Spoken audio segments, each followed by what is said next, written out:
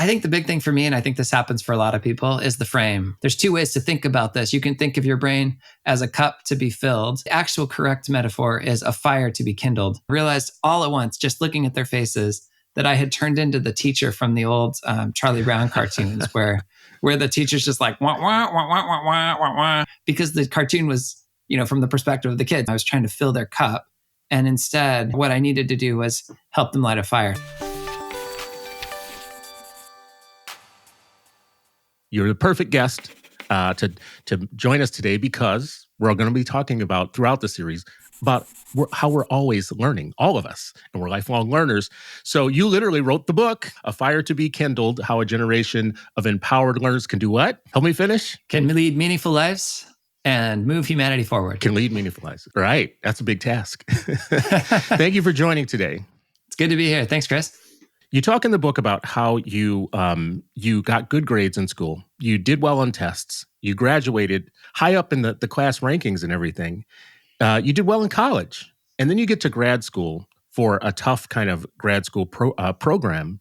And you decide at that point, you weren't all that you thought you were as a student.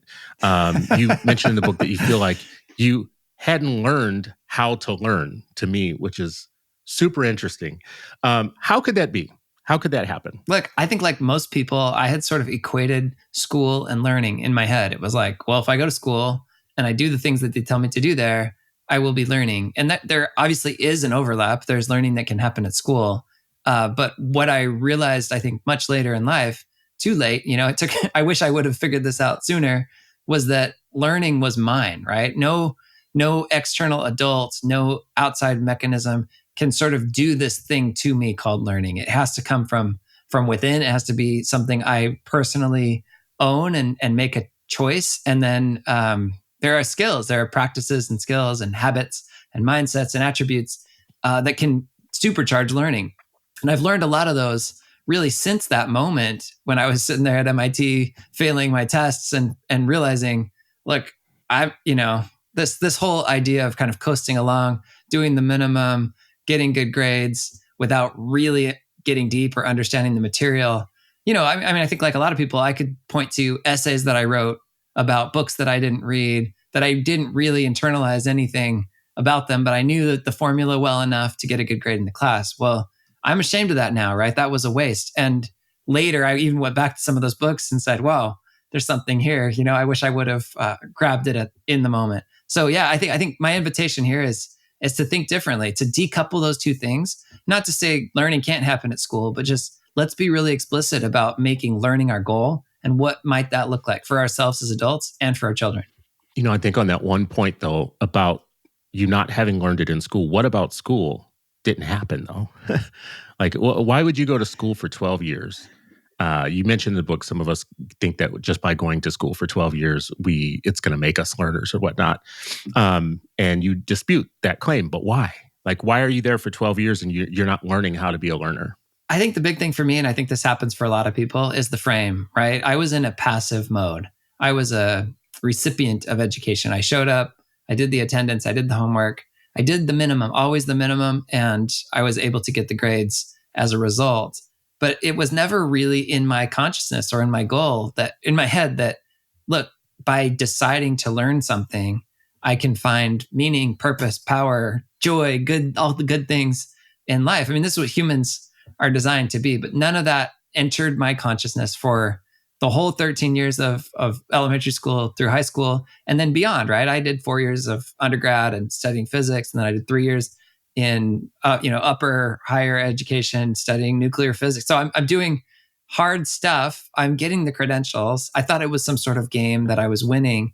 And then later realized, the joke's on me. This is something that all along I could have decided that I cared about learning, that I saw it as fundamental to myself as a human and something that could bring me, meaning and purpose and good in my life. But I didn't, I didn't see that. I missed it. And I think a lot of this goes down to the whole, the title itself of the book. This is a reference to Plutarch, who's an ancient philosopher. And he says, there's two ways to think about this. You can think of your brain as a cup to be filled. I think I thought of my brain as that way, right? I show up, I sit there, a teacher talks, I hear what they say, I maybe write some notes, I take a test later. It's like, that's one metaphor. But he says the actual correct metaphor is a fire to be kindled. The brain, really can grab something and drive for it, set big goals and accomplish it. And if you watch somebody that's really in the throes of trying to figure something out, I mean, whether that's changing the brakes on your car or starting a new business or doing artistic work or cooking a meal or whatever, there's so many different things that we do as humans where we don't start with a full recipe or a full understanding of what's going to succeed. It's not scripted for us, and instead we've got to go figure it out. And that learning process is exhilarating. It's fun. There's a million reasons in our brains that are kind of preventing us from trying to protect us from the discomfort of all of that. But I would say that if we can get through all that and get into real learning, that's where the power happens. That's where all the good happens. So you don't start out thinking that you're an educator or that you want to do education as your goal. You start out as someone who goes to high school and then goes to college. You go to MIT. You're getting a education in physics. You work in some pre-profit startups, and at some point, you decide, well, I'm teaching my own kids a little bit about coding. And because of that, I'm learning some things, and maybe I should just, their friends are coming over. Maybe I should start teaching more kids kind of a little bit about coding. And you open up something in a library, and then more kids come, and more kids come, and more kids are coming. At what point did it click for you that you were making a switch into being kind of a person who was studying learning and thinking about learning constantly? I think I saw it. There was one day in particular where I had gotten excited about the particular concept. I think I wanted them to understand a variable from a conceptual idea. And I grabbed the whiteboard marker and I turned to the board and I was drawing all the things. And I felt like I did a really good job explaining it, diagrams and visuals. And I was so excited. These 8, 9, 10-year-old kids, they're going to understand what a variable is, and it's going to change their life because now they can use that concept not only in computer programming, but in math. And really, it's a useful abstraction for lots of aspects of life. And so I'm thinking, this is it. I've done it. I've explained it. And I turned around and realized all at once, just looking at their faces, that I had turned into the teacher from the old Charlie Brown cartoons where the teacher's just like, wah, wah, wah, wah, wah, wah, wah, wah. And there's never a single syllable of English coming from the teacher because the cartoon was, from the perspective of the kids. And they literally glazed over, had no idea what I was talking about, no interest. I was trying to do something to them. I was trying to fill their cup. And instead, what I needed to do was help them light a fire. So really, after that moment, I really played around with that. I gave challenges, right? I would say, well, could you make a game that does this? And invite them to choose to tackle those challenges, but not require it, right? I had them work with each other. So a lot of collaboration and seeing what other people do, really inspiring them to take that on. And then empowering them, right? Once they set their sights on something. I remember a group of 9-year-olds that were teaching themselves trigonometry. They were going through Khan Academy lessons about sine and cosine. That was way ahead of what their math class would have done in school. And by the way, these same 2 kids would have said, I'm bad at math, I hate school, all those same things. But I'm watching them teach themselves trigonometry. It's because they wanted to fire a cannon in a video game that they were making that was pirate ships. And so the cannon needed to follow a parabolic trajectory, and they needed sine and cosine for that. They're doing all this research, and I'm watching this learning happen. And I'm thinking, okay, there's something incredibly powerful here. How can I bring this learning to as many people as possible, whether it's learning how to code or learning trigonometry or whatever the topic. And you saw this cut across more than one kind of student, because some of these kids you talk about in your book, some of these kids were kids that were having trouble at school or just having trouble in life, kind of, but they enjoyed this. They enjoyed this lesson. Would you learn about kind of the thing that many educators, I think, you touched on a little bit, but many educators struggle with keeping kids engaged and doing the things that, really make kids want to learn. Like you just said, they were learning trigonometry because they wanted to do something specific, fire a cannon. But if I'm an educator and I'm thinking about how can I get that fire a cannon type of thing in my classroom or with kids, that feels tough, especially with kids that are not like engaged. It is tough. I mean, look, I think we've set up a system, and I don't think this is any one person or any bad intentions here, that gives kids very little in terms of decision-making or autonomy or say. So you think of, I know I keep bringing this up, but think of these two these two mental models. If your goal is to help kindle a fire, and that, that idea, I don't know if you've ever tried to start a fire without matches. It's like hard. It takes all this time. You got to get the wood just right. And then the thing you do structurally is you go pour water on it. Like, you are doing the wrong thing, right? And too often that's what's happening. Not because anybody's, malintentioned. It's just like, if the structure is telling you, well, I have to get these standards covered, I have to teach these lesson plans, I have to grade, I have to do grades and testing and papers and all these things. And I think that's what a lot of these kids were getting.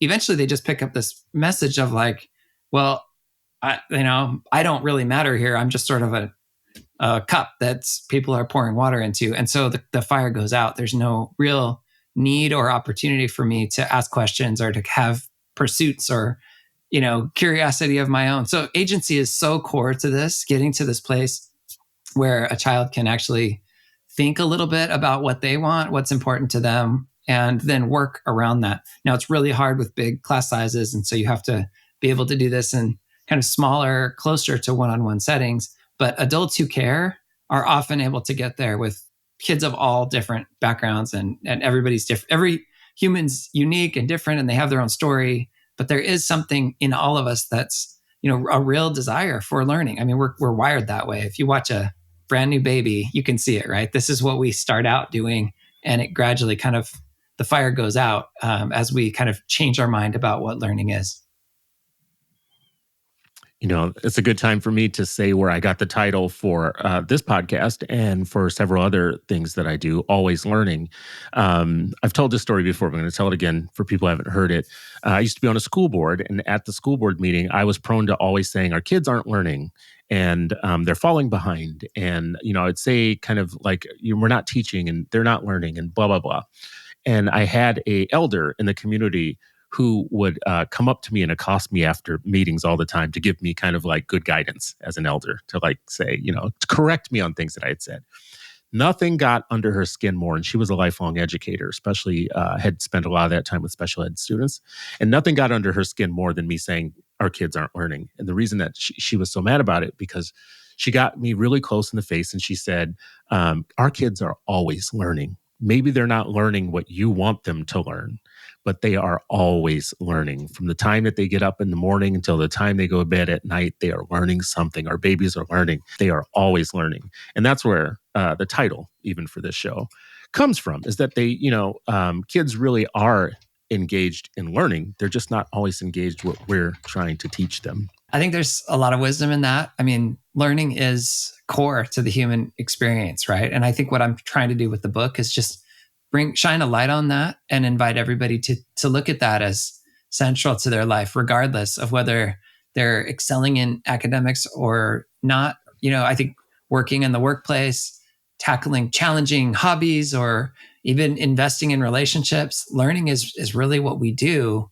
as humans that I think differentiates us, and it opens things up. So it really is an invitation to make that central and explicit for everybody. In one of my capstones, in one of my college program capstones, I studied what's called edecology or educology.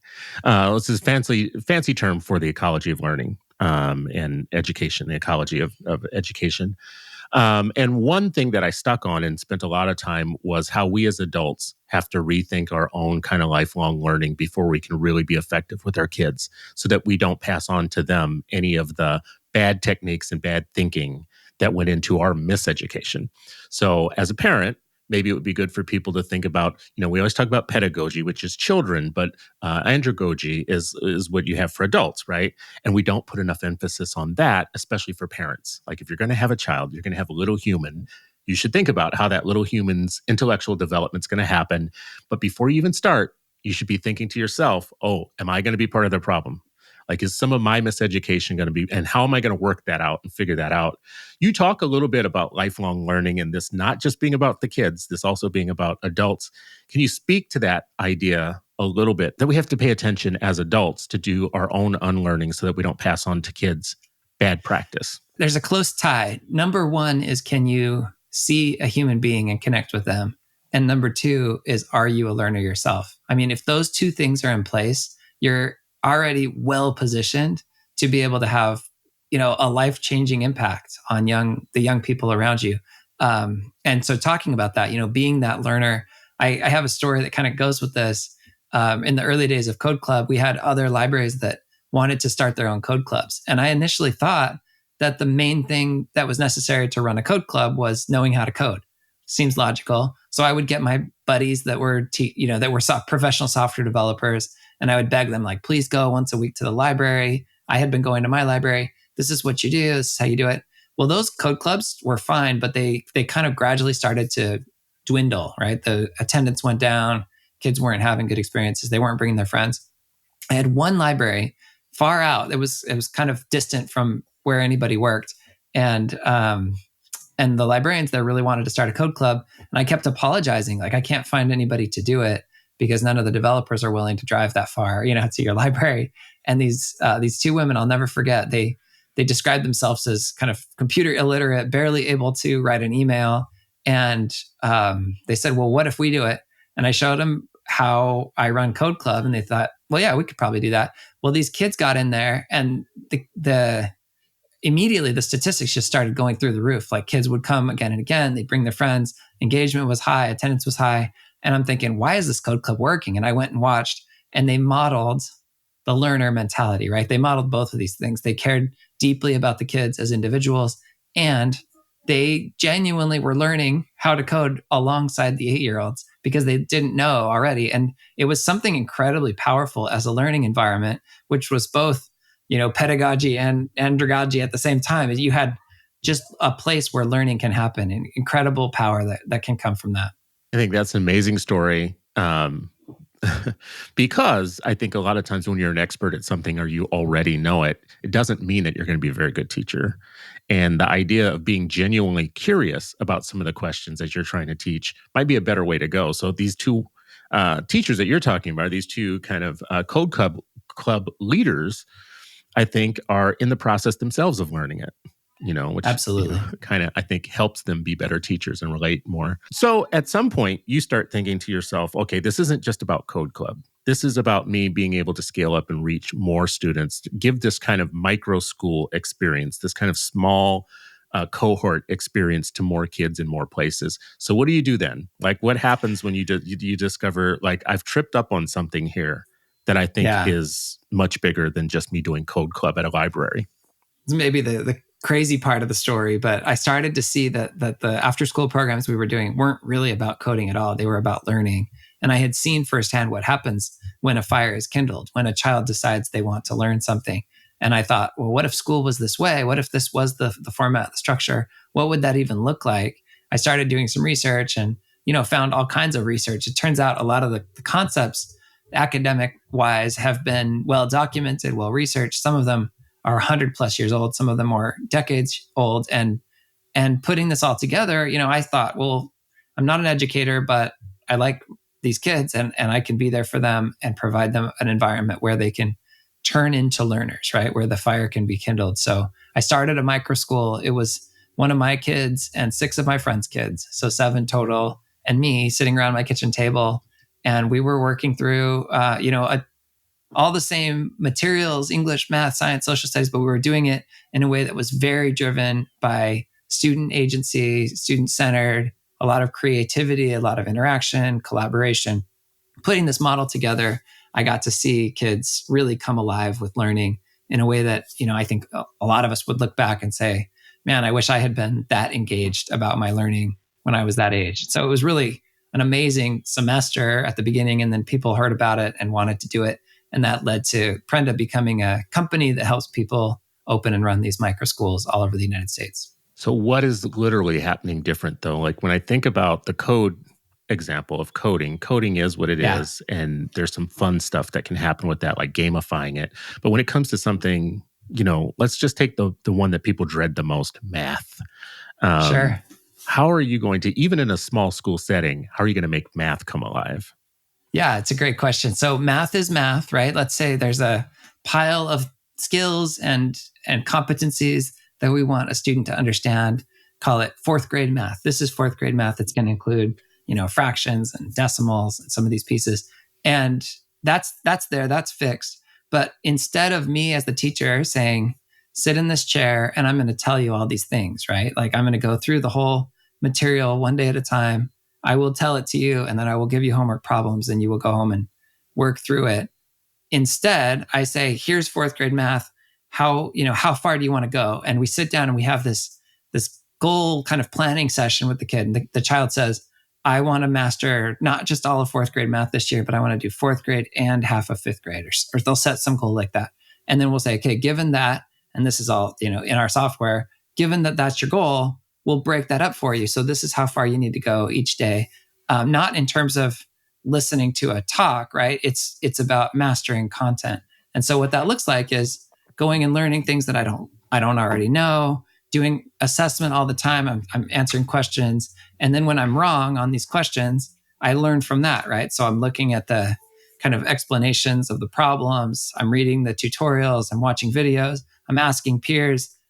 We have now in our program a click of a button, a live tutor that will help you with math. So I'm stuck on this thing. I just cannot seem to get these fractions on the same denominator, and I don't understand greatest common denominator. So I now click this button. I've got this expert math teacher one-on-one that's helping diagnose what do I understand and not understand. And so all of the same kind of educational attempts, but to do it not as a batch, to do it one at a time, and to do it in a way that I feel like I'm in control, right? I'm driving my way through fourth grade math. What's amazing to me about this is kids not only make a lot of progress, I'm not surprised by that, but to watch the kids set their sights big, right? So kids that come in behind are often, they kind of catch fire about this and they say, I'm going to do 2 grade levels worth. I'm going to catch up with my peers. We see that all the time. So kids are able to kind of move through content as they master it instead of, my experience with math was I tended to pick it up relatively quickly, compared to the rest of the class. So, 80% of the class period, I was sort of sitting there waiting for something to happen and didn't really, I wasn't in a learning mode just because of the format, right? If you have one person talking and 30 people listening, that's a structure that's, by definition, it's going to be less efficient than each child right at their learning frontier. You said that the child has a lot of agency to determine and decide how far they want to go, but the state has its own kind of way of thinking about how far they want that kid to go. How aligned is this with like what the state wants to happen? So there's kind of 2 pieces. There's what is it, and then there's how fast to go through it. And we've kind of picked the same assumptions about what it is. So we cover the same types of topics. We incorporate tools and resources that are aligned to the kind of core standards that people talk about. In terms of pacing, we say, here's what the state says you should be at right now.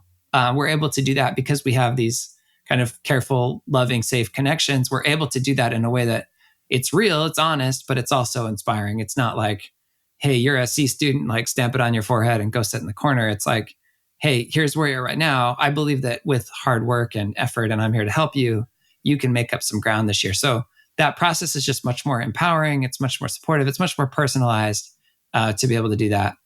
And then that ends up aligning to and actually exceeding in many cases what kids are going to do if they are kind of passively receiving education in a more traditional setting. So I'm getting kind of a picture what a micro school, Sure. is or does, but just for the record, for people who don't 100%, you think of micro and you think of school. I don't know what's a meta school. Like, what is a micro school? Like, help me paint a picture for myself of what a micro school actually is. So we picture up to 10 kids. They tend to be kind of clustered in age, like maybe 3rd, 4th, 5th graders all meeting in one space. So it's like a tech-enabled one-room schoolhouse. There's a learning guide. This is the adult that is providing this kind of one-on-one coaching, mentoring, and support and creating the environment. And then the program, of course, is supported and facilitated by us. They typically meet in informal spaces. So you'll see them in, a library, a community center, or a dance studio. Many of them meet in homes, churches, just all kinds of places where, it's safe to have kids, a small group of kids meeting together. And that in-person kind of element to it really provides a lot, like brings it to life in a huge way, right? The collaborative opportunities, the chance to figure out another person, to create together. We have a mode in our learning model called Create Mode, where it's basically project-based learning, and pairs of kids will work on projects and they'll rotate through, right? So I worked with you last time and we did this project together. Next time it's a different type of project. I'm working with a different classmate and I'm learning other people and feeling the energy of learning together in person, which is, I think, really, really critical. So that person that you said is like a learning facilitator, that's a teacher though, right? Or a person who can teach. So we're actually really careful not to use the word teachers. We have teachers in the system. The teachers tend to play roles like interventionist or data scientist. They're watching the progress of these kids and they're helping find opportunities or places where kids are stuck. For example, those math tutors are teachers, but the guide is really not a teacher. And then this is by design. We don't want this person preparing lesson plans and giving lectures. We don't want them in an evaluative role where they're kind of grading things and telling people, even out of positivity, right? Like, I think it's really important for the kids to have this person on their side. So I'm working on improving my writing. There's someone remote that's evaluating it and helping me improve my writing. And of course, the guide can provide that type of coaching, and peers can support each other, and that's happening. But we don't want them to be the end all be all. I think that slips back into sort of what I experienced in school, which was, the name of the game was just do whatever it takes for this teacher to give me an A in this class, whether that was, and I was trying to do it with the minimum amount of work possible. Not really, I wasn't invited or encouraged to care about learning. So yeah, I think that's the difference here. Is the whole thing is designed to get to this ideal of empowering learners, like we were talking about in the first half. So you have a learning guide, you have tutors who can help at a distance with the evaluation of what you do and help when you need to overcome like challenges that you have, like external kind of expert help. I heard you say software. So Sure. What's the tech element here? How does that help the learning? Yeah, so this learning environment, this micro school, is really designed to be an in-person interaction between young people, right? And supported by and facilitated by a caring adult. Now, how to pull that off? There's a lot of kind of practical, operational, and kind of pedagogical aspects to that, to pulling that together. Most of the learning guides that we work with are not necessarily thinking of themselves as business people, or maybe not even classroom teachers, although we have plenty that kind of come from education backgrounds. And so we're trying to sort of put together a set of resources where they don't have to invent the whole thing, where they can take it, use what we give them, customize it to make sure it works for them, works for the kids. And then you get closer to this environment where, each of these children can become empowered learners through this informal micro school setting. So what might be like a lesson? Like, one of the things, a project. What might be a project that the kids would work on that keeps them engaged and they learn through the project? Yeah, so they're often choosing the projects. We provide a whole library, everything from, there's a lot of writing, both creative and persuasive writing. I think there's one where you choose a destination in the world and you try to, for example, create a marketing brochure, like convince people to go to this place. And it's funny to see, if they pick somewhere sort of weird that's not necessarily a tourist destination, they have to kind of pull images from Google Earth, and then they're using this descriptive language, trying to get people excited, and they're working on their writing and their design and all of those pieces. Where you could also, we've got engineering projects where they're trying to build strong bridges or create rafts that they can float on, or different things like that. We have people dropping eggs off of rooftops, in little contraptions, these types of things. There's some entrepreneurial ones trying to, get kids practiced with, outside the box thinking, sell these water bottles, or come up with a way to, to just get out of your comfort zone and accomplish something. And those tend to light up the fire, the neurons of these young people. But there's more that look traditional as well. There's things like one of the writing assignments that I really like is it's designed to get kids kind of thinking from the end in mind. And it's, a little tongue in cheek, but we have them write a eulogy for themselves for their own funeral. 80 years from now, you've lived this great life. Like, write the speech that someone will give about you at your funeral. And it's fascinating to hear kind of not only their writing skills develop in the process, but as they are able to kind of, conceive of what type of life they want to live. It's a chance to kind of create it in advance, and that always leads to some interesting conversations. Yeah, that went dark, Kelly. I know it seems dark, but it ends up being kind of funny. I want to talk a little bit about some of the warnings that you give in your book with all of this. But before we get there, to ask the equity question, a Yeah, lot of times when I hear about these really cool learning opportunities that kids have, it oftentimes turns out to be like affluent, wealthy white kids or white kids with, college educated parents who have done the research and they found these really cool learning opportunities for kids.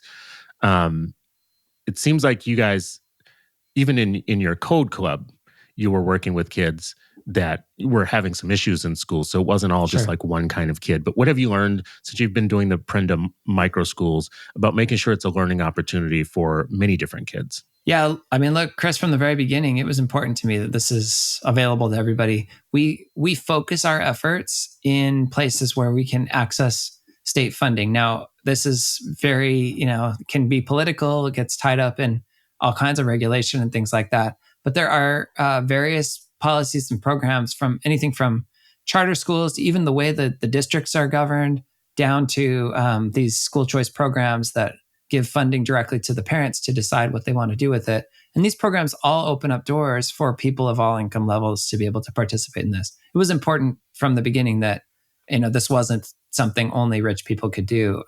So we have more than 90% of our students are participating out with zero out-of-pocket cost. And that's by design, the way we've approached this. We've been able to work with kids in, all types of neighborhoods, but including indigenous communities that are struggling. We got rural folks who are definitely not high income, and then we have people in suburbs and in inner cities as well. So been able to work with all kinds of families, and what we find is these principles of empowered learners are universal, and everybody can be and is a learner. That's not a function of wealth or what education level your parents attained. It's available to anybody. So that's really my invitation, is let's bring that to the world. I think it's going to be the number one thing we can do to make things better for the future. You caution that this is not a life hack, that this isn't something like you just pick up and, it cures all your problems. It's work.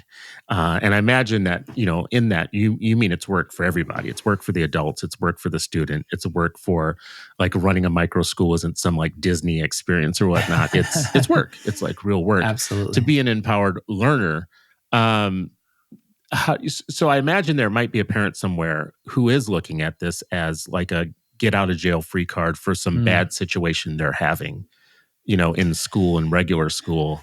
How do you prepare them for what it means for their kid to be an empowered learner, for them to be a facilitator of their kids' empowered learning? Because it's a different mindset. It's like a change in the way that you see the world. How do you prepare them for that in the beginning? Yeah, it's a great question. I think I just try to speak straight, right? Like, these principles are true. They are powerful. They will change lives. And they're not easy solutions, right? Like, it's going to require lots of effort from you, from them, from their learning guide that's working with the kids.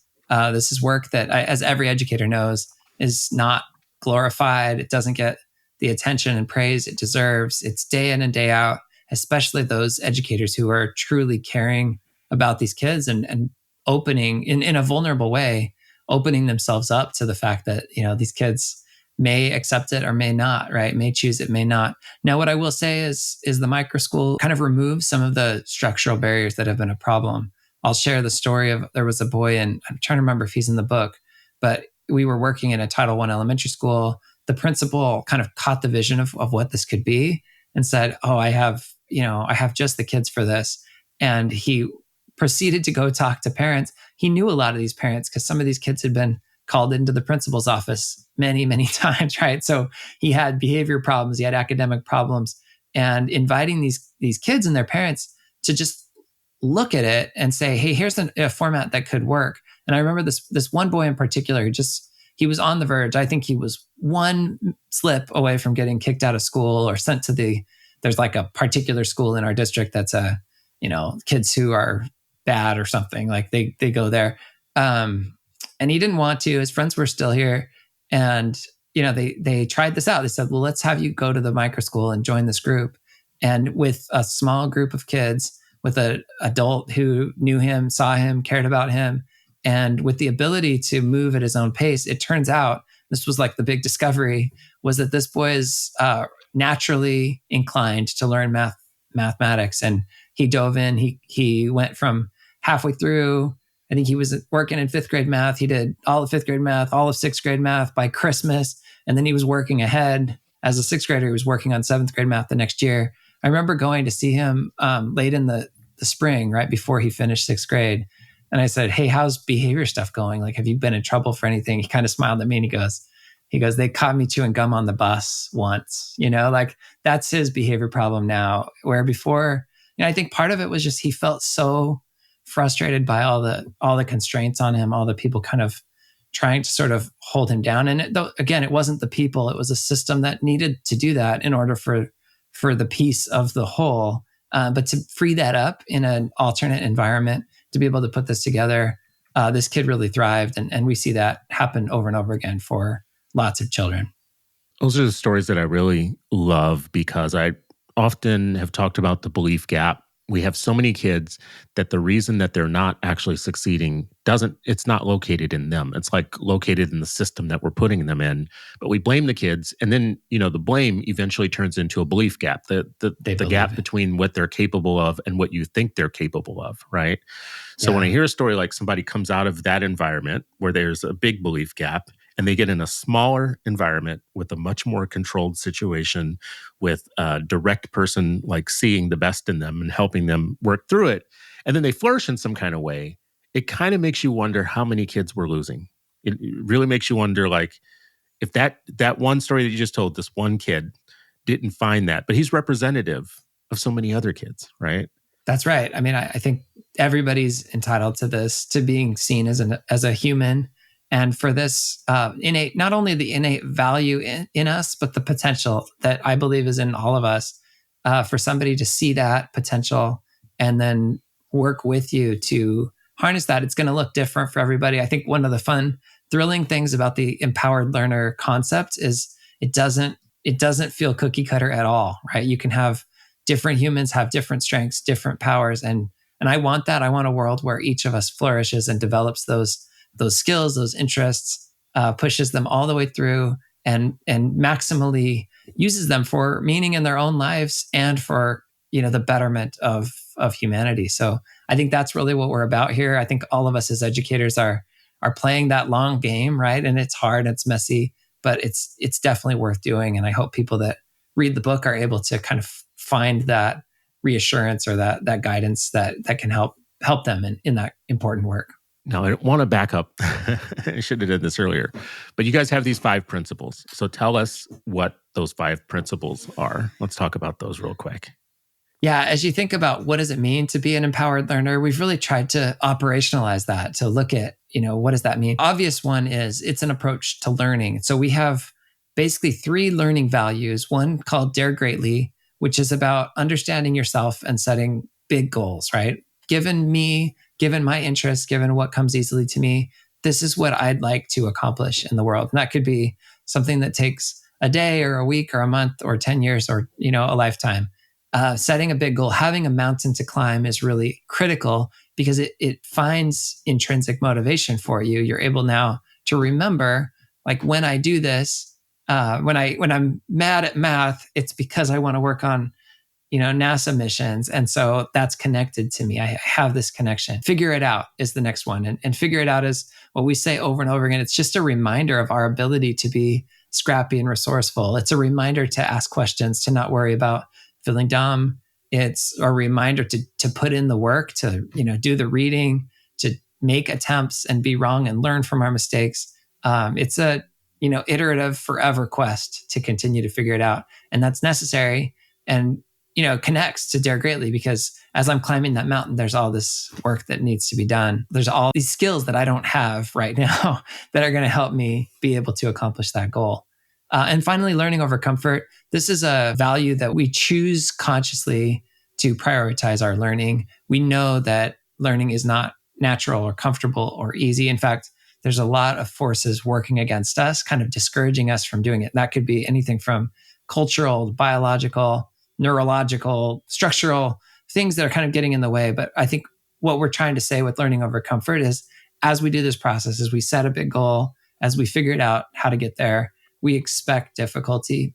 If we're not, just like at the gym, if we're not hurting a little bit, then we're not really growing. And that's part of the learning process. And then our final two values are really connected to the fact that learning is not a solo activity. It's not an individual enterprise. We're learning with and from other people. So one of our values is start with heart. We're really saying, can you see a human being in the people around you? And that's important for adults working with children, but we tell the children to also start with heart, to see the humanity in others around you and view them as people of worth and potential, honor their gifts. And finally, foundation of trust. This is just a reminder to all of us that trust is something that's not automatic, right? It's a real quantity. We try to kind of put it on the table and make it an open discussion, right? Do I trust that this adult has my best interests at heart, right? Do I trust that my coworker is operating in a way that is supportive of me and the business overall, right? Do I believe these things? And if not, let's initiate conversations. It's just a way of being and learning with and from other people. So that's the 5 core values. Dare greatly, figure it out, learning over comfort, start with heart, and foundation of trust. I love it. So before we wrap up, your vision, your big vision in the future, like micro schools, I think are a budding type of new kind of school, that there's more of these coming. If you could think out maybe like 5 or 10 years out even, what would be a good vision for this type of schooling and this type of learning opportunity for kids? What's the big vision? Yeah. I mean, my 100-year vision, this is beyond me, beyond my life, is empowered learners, right? It's what's in the book. If people can see themselves this way, if adults can help children to see themselves this way, I honestly believe the world's better for it, and individuals are happier and better for it as well. So, I want kids to become empowered learners. I think by and large, that's not happening today. There's a lot of reasons for that. But one of the main reasons is it's a concept that we've lost sight of as a species, right? And so we need to double down on what that means. What is learning? What is the true power that's available to everybody in learning? So that's the 100-year vision. And then the question is, well, then what can I do now to get us there? And I've gone through various iterations of this. I can share ideas. I can write a book. I can talk on, online or, podcasts, and hopefully there's people pausing and thinking and questioning. But what I recognized was there is also an opportunity and a need to really just create that environment, whether that's, like I've given examples, inside of a traditional school, working in partnership with existing institutions, or just creating outside, a separate space. The micro school is really that. It's that format that allows me and others to put the empowered learner concept into practice and make it real for kids today. And we're doing that for thousands of kids right now. So that's the 10-year vision, is to just do that for, many, many more children, to support micro schools all over the United States and hopefully beyond. And as we do that, hopefully we fulfill on this mission of empowering learners. Good luck and Godspeed. Thank you for joining us today, Kelly Smith.